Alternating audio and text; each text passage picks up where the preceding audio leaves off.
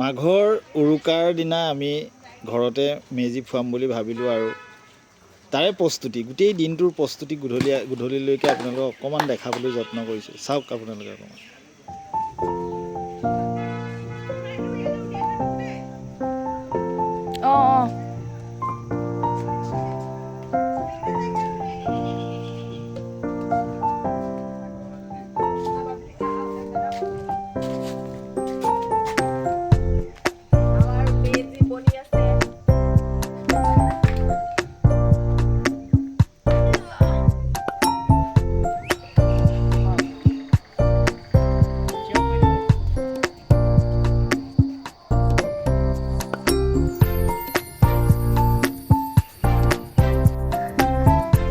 পোহৰ শেষৰ দিনাখনি আমি ৰ'দত বহি টেঙা বিভিন্ন ধৰণৰ টেঙাৰ যিটো আমেজ সেই আমেজেই সুকীয়া।